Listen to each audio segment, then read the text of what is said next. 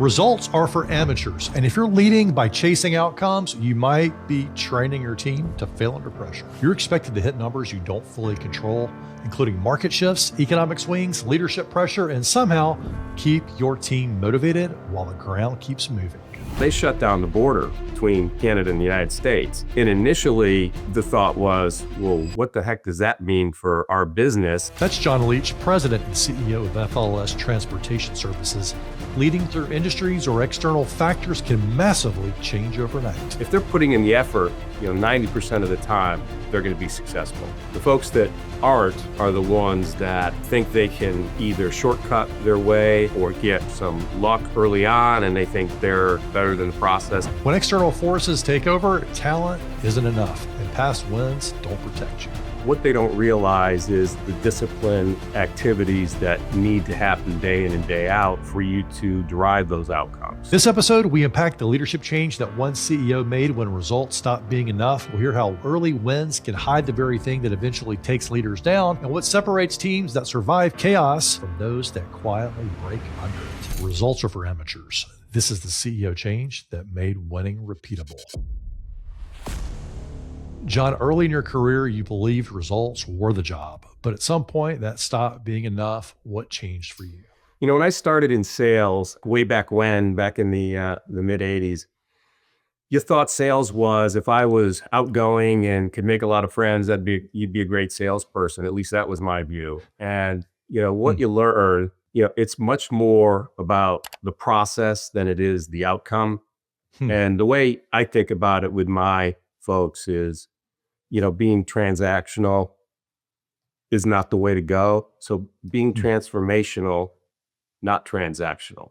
So think about the process and building your team as a sales leader in the disciplines that they need to be successful.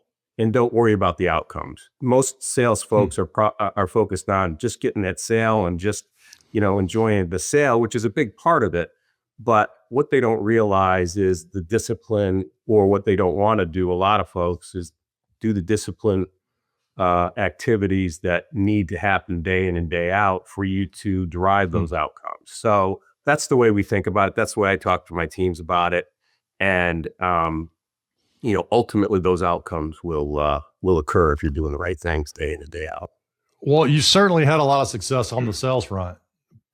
Including I was learning about your background with Coyote and some pretty well-known brands in the logistics world. Was there a moment when you said, wait a minute, I got to stop being transactional and do things differently? Because in the sales world, you got to be number driven. You got to make your number. There's a lot of these pressures to do. And you're like, how, I guess I'm just wondering, were you pushed in a certain moment to move from the transactional mindset to the transformational one? Yeah, I think you realize it as you start to manage people. And it's not just you. I think when it's managing just you are going to do the things if you're driven in the right way and you have good leadership, which I did throughout my career. The majority of my career I spent in telecom. I've been now in logistics for 11 years, but prior to that, I was all in telecom. And the sales activities and things are similar. Obviously, the products are very different. But as I started to manage other folks, I realized that I needed to, create a system that would control what we could control, that would give people a roadmap of what they needed to do from an activity basis to be successful, and then have the discipline to manage them, to that. And, the folks that are putting in the effort, if they're not getting the outcomes for whatever reason, be it cyclicality or economics or geopolitical or whatever the reason, if they're putting in the effort, 90% of the time, they're going to be successful. The folks that aren't are the ones that, think they can, either shortcut their way or get, have some luck early on, and they think that they're, better than the process. But, over time, focusing on the process is really, what's key, I think, to becoming good in anything. Hey there, this is Ben. If this episode challenges how you think about results and leadership, do two quick things. First, subscribe, because every conversation on this show is about building leadership that actually holds up under pressure. Secondly, share this episode with one leader who's still chasing numbers instead of building something durable. That share might actually change how they lead. I love that. And it really flips. I hope our listeners are paying close attention here, because everybody wants results. And so many leaders like, hey, we get results, we get outcomes around here. But like what I'm hearing in this is you're helping your team focus on what they can control. And you can't, and I'm curious your thought on this. You can't control whether somebody buys from you or not, right? That's their freedom, their decision. And that goes, and teachers, teaching organizations, like people, you can't control if people are going to learn, if they're going to develop.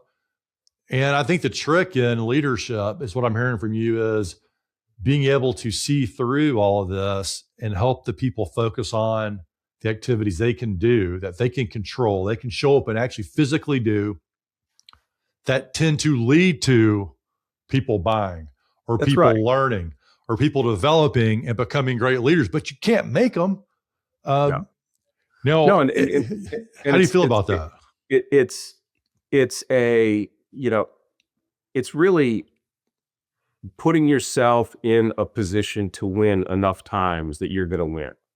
Because if you're doing things that you need to do every day, you're going to build so specifically in sales, you're going to build a pipeline of opportunities that you may think, the top 3, you're going to close one of those, but for, an innumerable number of reasons, you're not, because their business isn't going the way they want it to, or they don't have the money to do it, or they're using other people and they're happy and they're just not ready to make a change. But if you put yourself as a salesperson in enough of those opportunities that you have a legitimate shot of winning, you're going to win one. And then, success breeds success, and you win one, and then you realize the process, works, and then you start to really buy into that. And that's how you build ultimately. People talk about building cultures, and the way you build cultures is by living, the examples of what you want your culture to be. And so to process a culture of accountability, the other thing we do, I think, is we show genuine care, for folks, and we do a lot of things to do that, both, publicly and privately. And, as long as you set clear goals and what the role is and what the activities necessary are for those roles, and then you support them and you help them, you just don't throw them out into the wind and say, go do it. You're sitting there working with them as a sales manager. And then, as that success happens, people either have success and go on to do great things, or some do, go on to do good things, and others go, you know what, this just isn't for me. And when we realize that, we fail them fast, because it's not good for them. It's not good for us to keep trying to, mold someone that just isn't going to get it or isn't interested in getting it. But, by doing those things, we really feel like we build culture, and we've done that, at FLS for 7 years. And I feel really good about the culture that we have today. I want to come back to culture and culture accountability. And I want to go back to what we were talking about earlier about focusing on what you can control. And for the listeners who are not familiar, so our audience covers all industries. We do have leaders from the logistics industry and companies that need logistics services. You guys have a huge, y'all are one of the top cross-dock companies between the US and Canada. Yeah. Which is awesome. Like I think you're number one, right? There's a lot of different ways to look at it, but we're one of the top. Yeah. You're one of the top. You're one of the and we're recording this in 2020, the very beginning of 2026.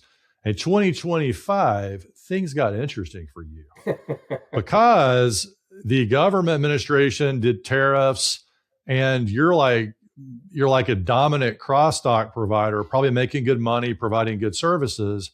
And suddenly, overnight, the landscape changed with tariffs, and the governments aren't working. Businesses are in total chaos.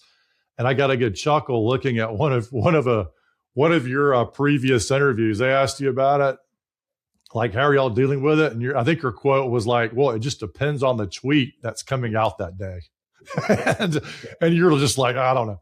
So in other words, you're a leader who has faced external circumstances that literally could, through your organization.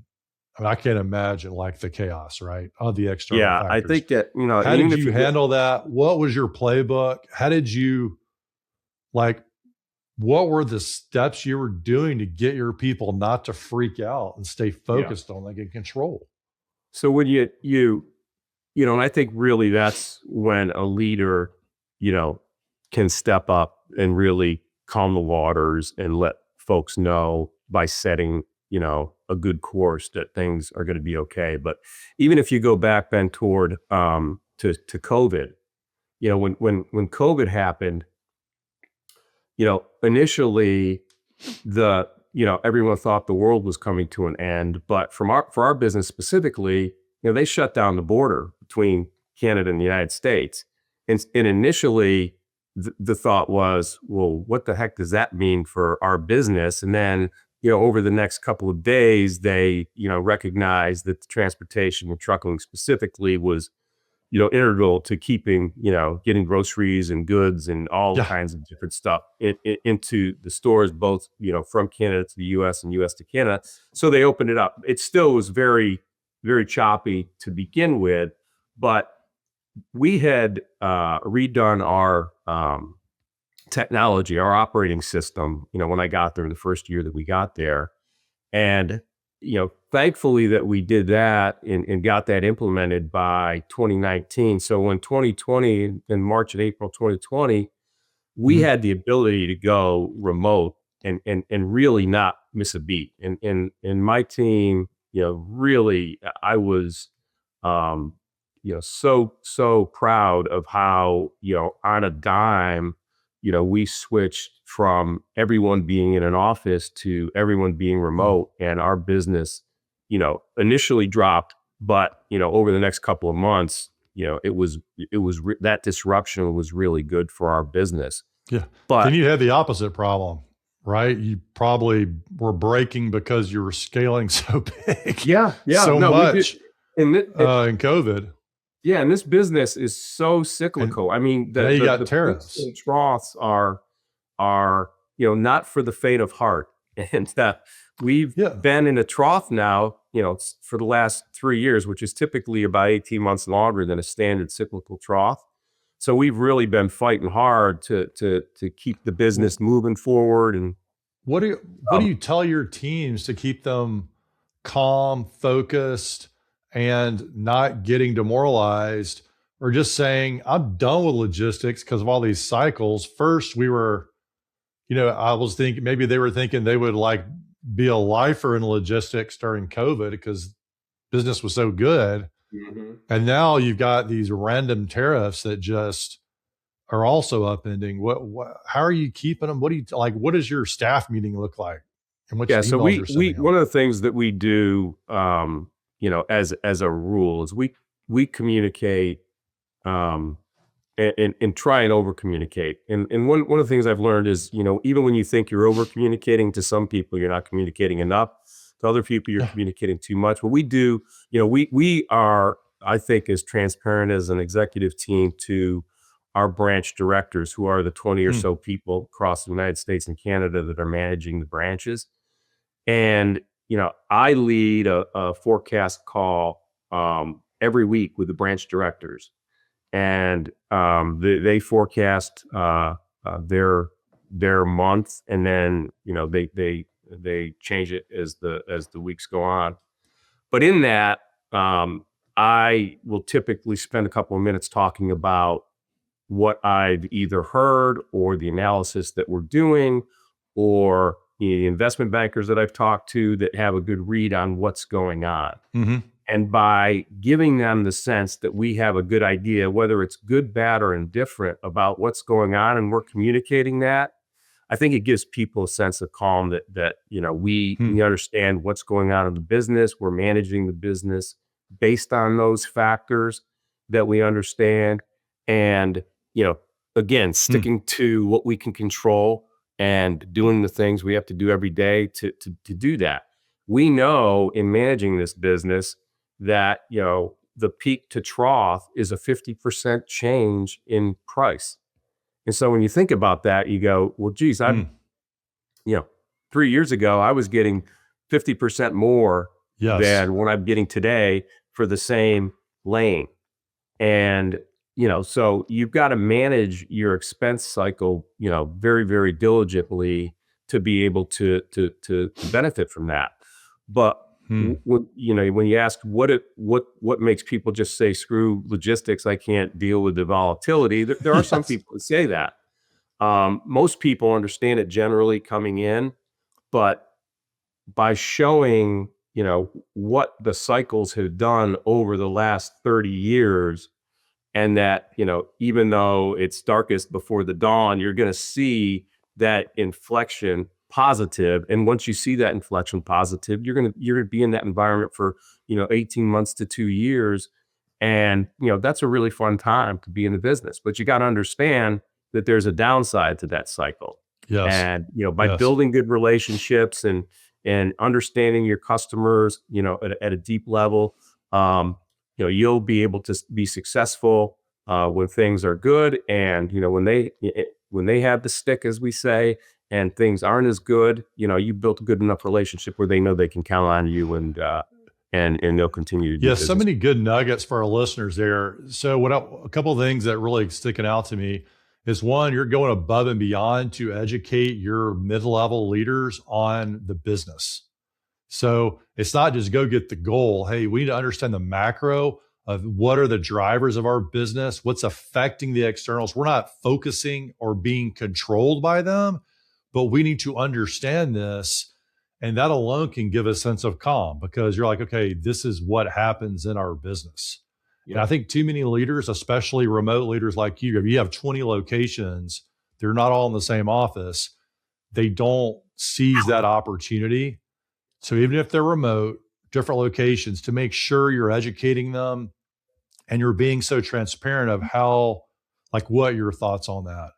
And they're going to be better advocates for your business, for your leadership to their people, if they really understand that.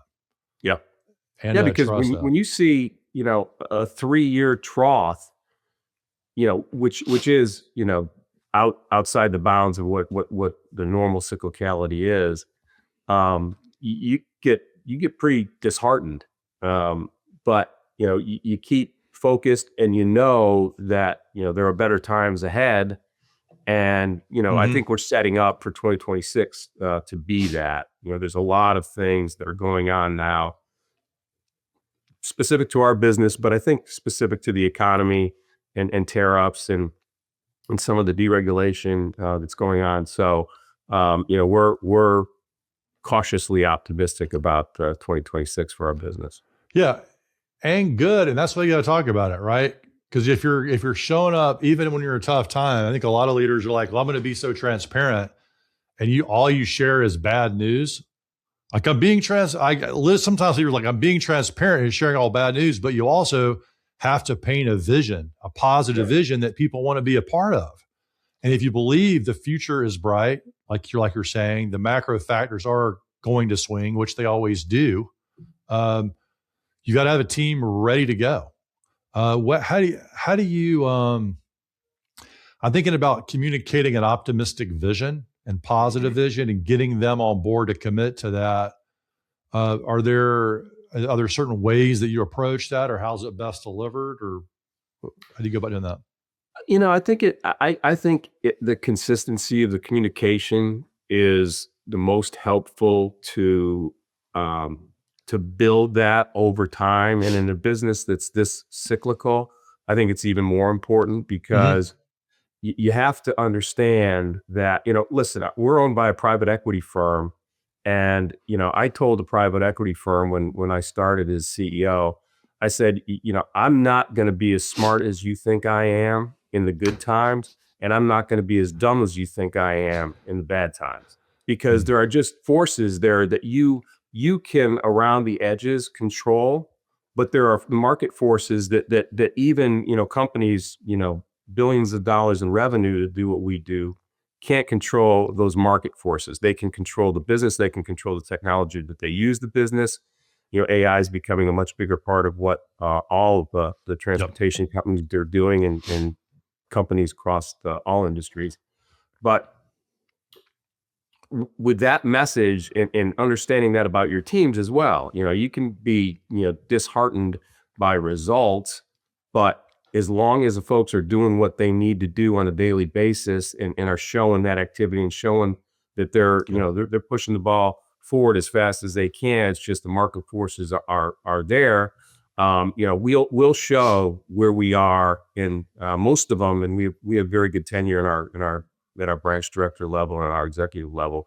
But most of them will know that, it's a lot of fun when you get on the other side of that, cyclical downturn, and we try and have a lot of fun once we're in that environment. Yeah. Also comes to mind for me is preparation. And so you mentioned preparation earlier, but I'm thinking about it as using the trough times to prepare. So when things do come back, you have the team, you have the people. And a lot of organizations, they go through a down cycle, and they just like cut heads, or and then the good times come back, and guess what? They're hiring people that don't understand the business. They don't understand what to do just because they need bodies, and then they're irritating their customers, and then they start losing business because they can't handle what they did. And you've got to build the infrastructure, and maintain it. Yeah, and that's in this business, that's the most difficult needle to thread, because headcount is our biggest expense. Yeah, need the labor. Yeah. And we have we prided ourselves on really, as most of our competitors were doing significant formal reductions in force, and we pride ourselves on not doing that. Now, we manage the business very closely by not replacing people that attrited on their own or were mutually agreed to, but you manage your headcount down that way, and in down times, you're more aggressive if you've taken a shot with someone that you think can perform and come in even in a difficult market, and it doesn't work out, so you manage it that way. But what that leaves you with is a much more resilient team that knows, the company is doing everything in their power to keep the team together, to be ready, as you said, when things turn, because so we don't want to cut into the muscle, and we think we've done a good job of not doing that, and I think our tenure speaks to that. And so when things do turn, all those people that have been here for some more than a decade, and a number of them more than a decade, they're ready to go. The relationships they've built are, that those customers know when they need help, that they can call them and they're going to be supported. And we saw that during COVID, when disruption happened, and over the course of the next year, our customers came to us because they needed help, and knew they could count on us. And that's why we had, the results that we had. So we know those days, probably not COVID disruption level days are coming ahead, but we know those days are, those inflection days are coming positively. We're looking forward to that. Yeah, I like that. And I think about, and I know you've talked about building a resilient organization. That's something that's important to you. But one of the things I'm hearing is like, dude, you just don't get a resilient organization overnight.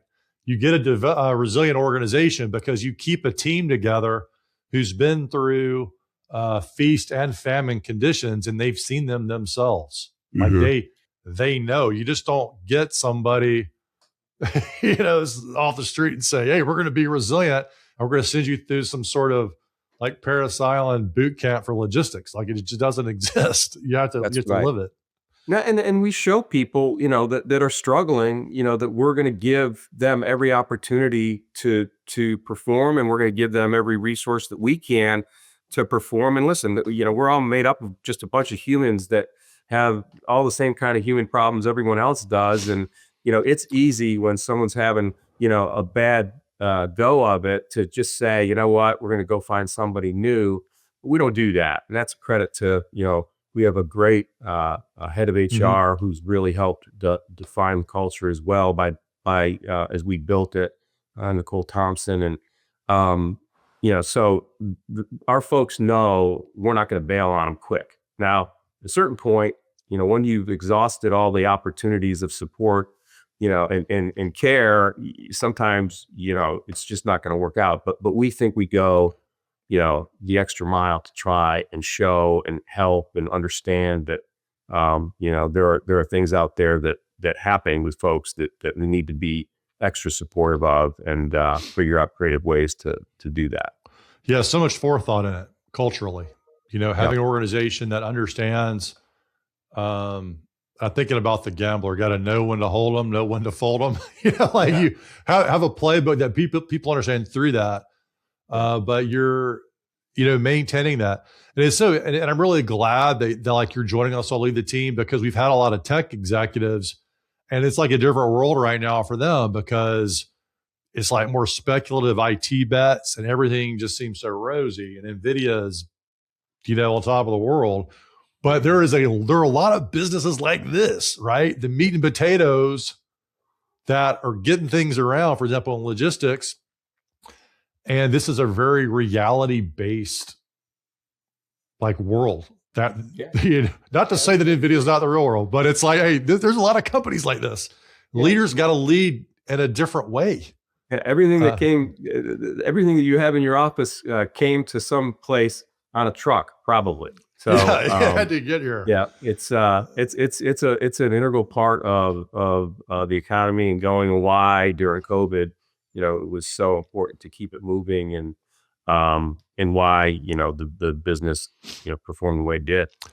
Looking back over your journey as a CEO, starting to wrap up here, what's a single leadership practice that you would consider indispensable right now, and that someone could go and apply it in the C-suite, aspiring to be in the C-suite? Yeah, I think it's transparent communication. I think too many executives feel like the you know the lower levels either just wouldn't understand, Mm. or won't grasp it, and so Mm. they don't Yeah. communicate specific things. What I found is that even if they don't grasp it fully, the fact that you're making an effort to communicate that, and and be transparent about it, really builds loyalty, and Mm. people appreciate it. And Oh we man. do Yeah. town halls every quarter for the whole company, and you know a lot of the things that we talk about don't resonate with specific parts of the business, but I get thank you notes from folks, even though they didn't understand half of what we were talking about with regard to a specific issue, that they appreciated that they were included in the discussion. And we talk about our finances, we talk about Mm. how we did, over comparable quarters, and those conversations, right now in the trough aren't rosy, and they're not a lot of fun. But the fact that we're doing it, but we let people know we know what the other side looks like, and we're fine, we're in good shape, and we're profitable. That gets people excited, because people, in this environment are worried about their jobs. They hear about AI, they see, what's going on in our business specifically, and see all the layoffs and read about the layoffs. And so they want some comfort that their job's going to be around, the company's going to be around, and we Yeah. provide that in a Y'all good way. love that. It's like, what's the indispensable thing? Y'all, it's not AI. It's communicating with the human beings Yep. and being able to do that in a way that they believe it, they feel included, and you're kind of like teaching them about the business. Yep. I mean, people, there are people that have a career of 20 years. They don't understand the very fundamentals that are driving their business. So they can't talk about it to their friends and family when they're like, well, what's going on with your company? And they're like, well, I don't really know. My boss has been upset the last few weeks. Mhm. But like, why? And I really think, I'm taking away, and I hope the listeners are too. Even if you're not the CEO or president, even with your team, right? Take the time to learn yourself and educate the people around you, because they can feel a part of this thing. Yeah. And they'll surprise you sometimes with what they listen to and they want to be involved in. And, I just think that the pros of doing that, far outweigh any of the cons. Because you'll always get someone that will ask the question that, probably isn't appropriate in that environment. But, we manage that as best we can. But also it's, sometimes it's a good laugh as well. What's one of your favorite questions that's come out of these? I